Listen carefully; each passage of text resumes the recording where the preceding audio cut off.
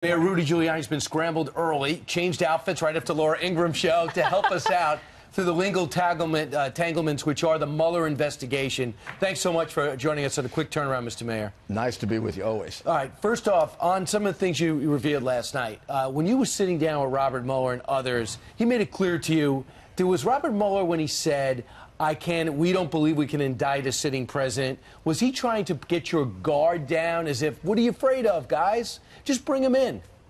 No, I don't think so. It came up this way. I asked him specifically if they realized or acknowledged they didn't have the power to indict, both under the Justice Department memo, which gives them their power, in essence, confines their power, and under the Constitution. And he said, well, he wouldn't answer. And one of his assistants said they acknowledged they had to be bound by Justice Department policies. And then the next day or the day after, they clarified it for Jay Sekulow, who was with me at the meeting, that they didn't have the power to indict, that what they would eventually do is write a memorandum and give it to the Deputy Attorney General, Rosenstein. And we never got to the issue of subpoena. I think he had raised that earlier with John Dowd, but it didn't come up with me. But we're pretty comfortable that in the circumstances of this case, they wouldn't be able to subpoena him personally. Really? Well, there's no Supreme Court decision that really is right on point. There are several decisions around it. For example, they could probably require documents to be produced. That's what was required of Nixon. And we've produced 1.4 million documents. They could probably require you to testify in a civil case, possibly even as a witness in a criminal case. But they can't require you to testify in what would be your own case, because after all, it's all about a possible impeachment. Impeachment has to come before indictment. And that's a law not just in the United States. That's the law that governs for most heads of state in the world. So essentially, your team is saying, hey, Mr. Mueller, you cannot subpoena him to get him to come and talk to you because that would violate Article 2 of the Constitution and executive privilege. So it's a no, right? Well, also, it would violate the Justice Department policies, and he is specifically appointed under those policies. So he has to follow those. So we could go to court and challenge anything that he did that was violative of those policies. Okay. Look, he's being challenged by Manafort, looks like successfully, to produce his authorization to indict Manafort. That's not clear that he has it. So I don't think he wants a battle with us over that. Yeah. And there is a narrow set of circumstances. You got to understand the president wants to testify. He wants to give his side of the case, which he believes is the truthful one. He keeps saying to me, I never talked to any Russians. I had nothing to do with any Russians. What is this nonsense about Russians? And about obstruction of justice, what he says very simply is, I'm just expressing my opinion. I can't say that Comey is doing a bad job. I'm obstructing justice if I decide that the director of the FBI is doing a bad job. That's ridiculous. So he wants to express that. Now, on Mueller's side, everything he says, they believe they can examine his motives. So if they had an open mind, we would be inclined maybe to let our client do what he wants to do. Yeah, what do you think happens to James Comey? You've been critical of him about leaking his memos. You say he needs to be personally investigated. Where do you think that goes? Well, I don't know how you can fire FBI agents for leaking less sensitive things and not fire him for leaking a memo that he has variously classified as an FBI document, his own personal document. First of all, nothing is his personal document when he's director of the FBI and he's sitting down and trying to memorialize a meeting with the President of the United States. Give me a break, Comey. I mean, even you can't stretch the truth that far. You go pretty far, but you can't stretch it that far. So, I mean, I think the investigation should be thrown out because it all began with an illegal act.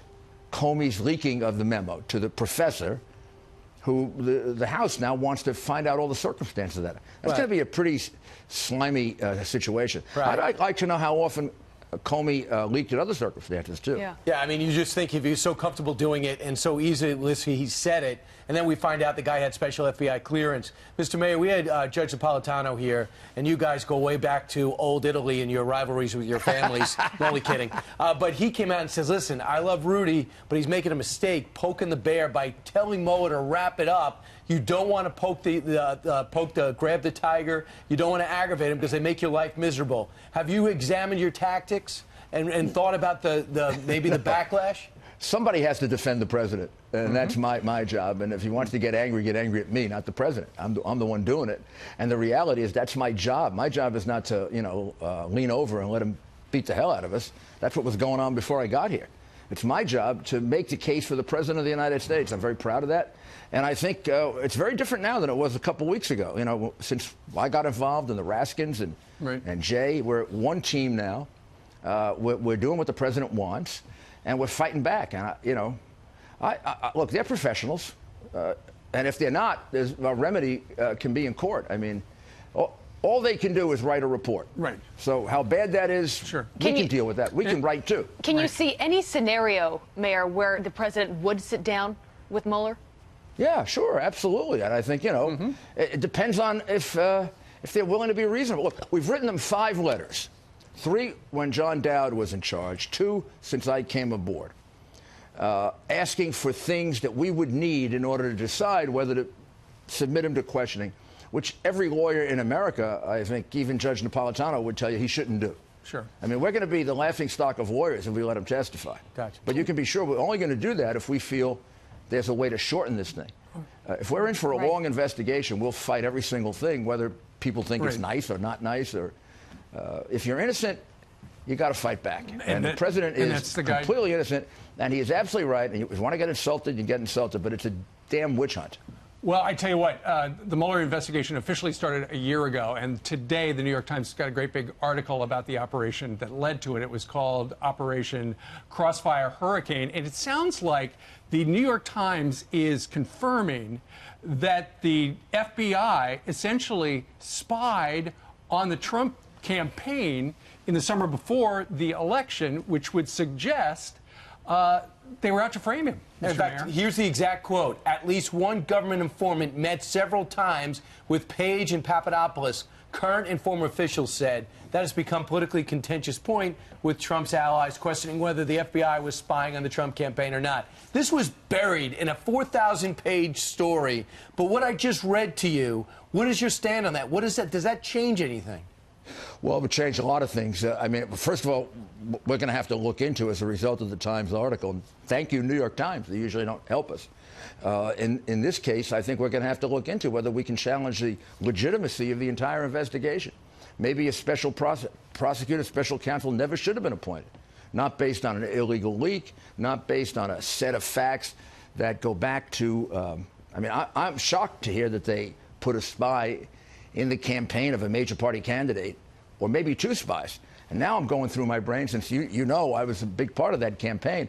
I'm trying to figure out who was the spy. Right. Now I'm wondering, is it this person or that person or this person?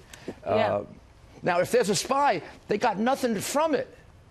Look, they'd be able to bring their case right now if the spy had any incriminating information. That spy should have been enough to tell them that these people were not talking to the Russians. Rudy? There was no collusion with the Russians. Well, don't you need enough evidence to put a spy on someone, to subpoena someone? I mean, there are still a lot of questions as to the evidence that ultimately led to this investigation.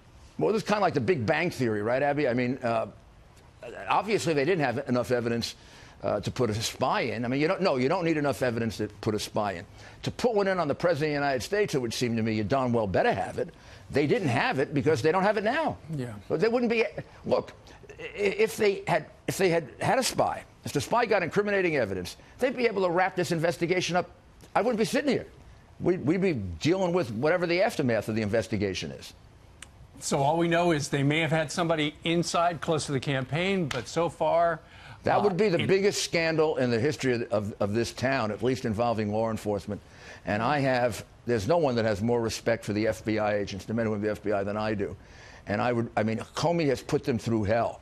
If he put them through this as well, really to clear the name of the FBI, he should be prosecuted. And his friend McCabe, who one of them's lying. I mean, they're now going at each other. One of them is lying. I mean, you can toss a coin to figure out which one. Well, let's see. And the president shouldn't have fired him? Well, I know. Well, let's see if any of this is addressed in the Inspector General's report, which should be out very shortly. Rudy, we're looking forward to that, guys. I'll see you back in New York. All right. Mayor, good to see you this morning. Have a good day.